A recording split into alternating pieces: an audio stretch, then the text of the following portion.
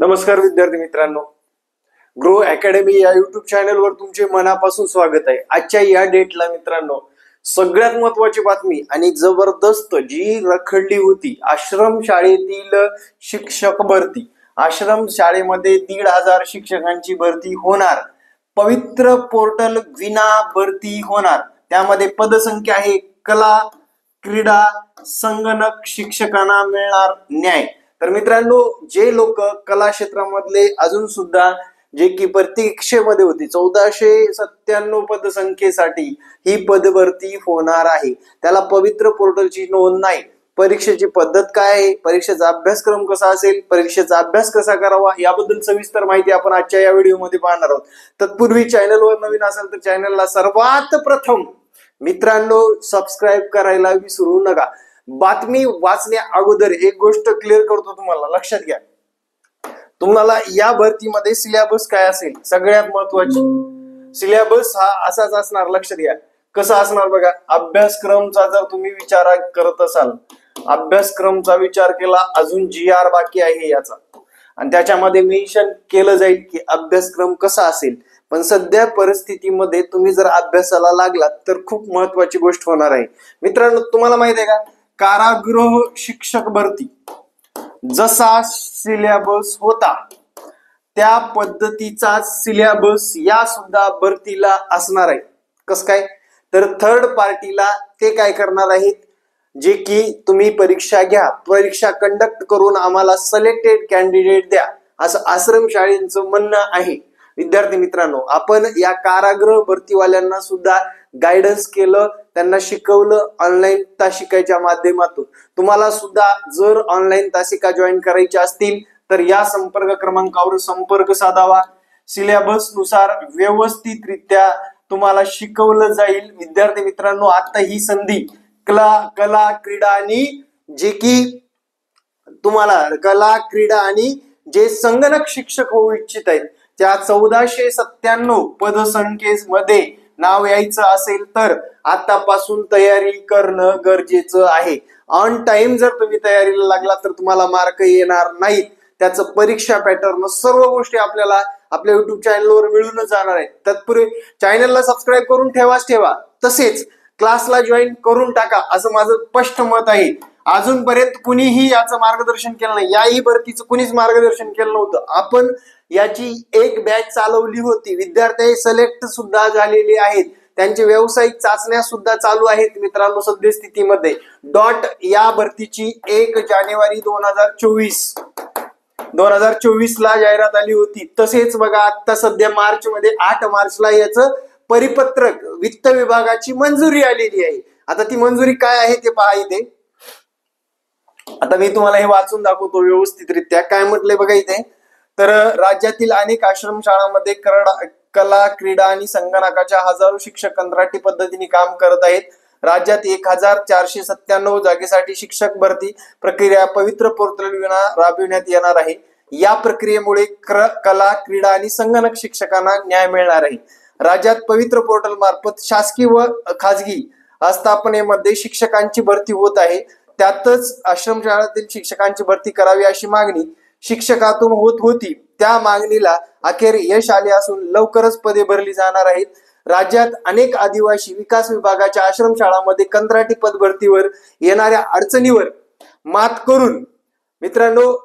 करून धोका टाळण्यासाठी बघा इथे काय म्हटलंय, कंत्राटी पद भरतीवर येणाऱ्या अडचणीवर मात करण्यासाठी आणि कायम करण्याच्या धोका टाळण्यासाठी शासकीय आश्रमशाळेमध्ये समग्र शिक्षणाच्या धर्तीवर शिक्षक भरती करण्याचा निर्णय शासनाने घेतला आहे। त्यानंतर संगणक, क्रीडा आणि कला विषयाच्या एकूण 1,497 जागा आहेत। त्यामध्ये कला शिक्षकांच्या 499 जागा, भरपूर जागा आहेत मित्रांनो। क्रीडा 499 जागा, संगणक 499 जागा, जवळपास 1497 जागा, म्हणजेच 1,500 जागा तुम्हाला इथे पदभरतीसाठी आहे। त्यासाठी जवळपास 80 कोटी रुपयाची तरतूद करण्यात आली आहे। आश्रमशाळांमध्ये शिक्षकांची भरती होणार असल्याने आनंदाचे वातावरण आहे, कारण गेल्या काही अनेक वर्षापासून शिक्षकांची भरतीच झालेली नाही। आता रखडलेल्या भरतीला कसं सामोरे जाणार ते हे पहा इथे खूप महत्वाचे मुद्दे आहेत। राज्यातील आश्रमशाळेतील भरती प्रक्रिया गेल्या अनेक वर्षापासून न्यायालयीन प्रक्रियेमुळे रखडली होती। तसेच आदिवासी क्षेत्रातील परीक्षा बंदीसह इतर कारणामुळे प्रक्रिया रखडली होती. मात्र न्यायालय निकाल लागल्याने भरती प्रक्रियेचा मार्ग मोकळा झाला. राज्यातील बहुचर्चित आश्रमशाळेतील शिक्षकाची पदभरती करण्यासाठी येणाऱ्या अडचणीला मात करून अखेर सामान्य प्रशासन वित्त विभाग मंजुरी दिल्यामुळे हजारो पदाची भरती करण्यात येणार आहे. त्यासाठी बाह्य यंत्रणाच्या माध्यमातून परीक्षा घेतली जाणार आहे. तुमची बाह्य यंत्रणेच्या माध्यमातून म्हणजेच महाराष्ट्र परीक्षेच्या माध्यमातून नाही, तसेच पवित्र पोर्टलला नोंदणी करायची गरज नाही. त्यानंतर तुमची अशी परीक्षा होते जी की मागच्या मी एकच स्पष्ट करतो, कारागृह भरतीला TCS पॅटर्न नुसार प्रश्न विचारले होते. TCS नी परीक्षा घेतली होती. तसंच मित्रांनो त्यांनी पॅटर्न लिपिक पदासाठी जो पॅटर्न ठेवला होता तोच पॅटर्न ठेवला होता. या सुद्धा भरतीला तोच पॅटर्न ठेवला जाणार आहे. त्यासाठीच आपण याची सुद्धा बॅच घेत आहोत मित्रांनो.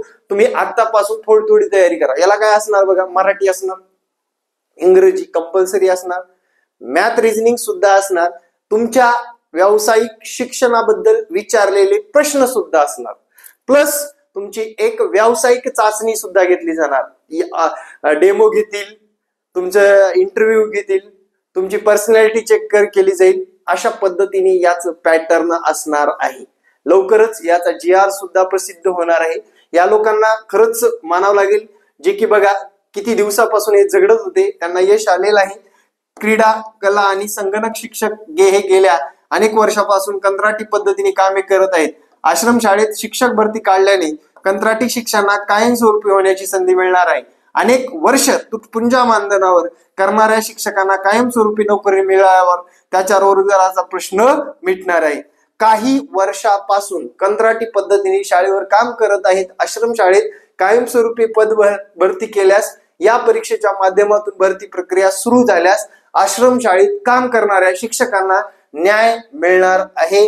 कला शिक्षक धनाजी काशीद आणि प्रशांत शिरगुरकर व राज्य उपाध्यक्ष DED असोसिएशनचे ते राज्य उपाध्यक्ष आहेत. त्यामुळे विद्यार्थी मित्रांनो आता तुम्हाला तयारी करायला लागायचं आहे. मी सांगितलेला सिलेबस तुम्ही चालू करून द्या आणि नक्कीच लक्षात ठेवा, जसं कारागृह शिक्षक भरती झाली त्याच धर्तीवर ही सुद्धा शिक्षक भरती होणार.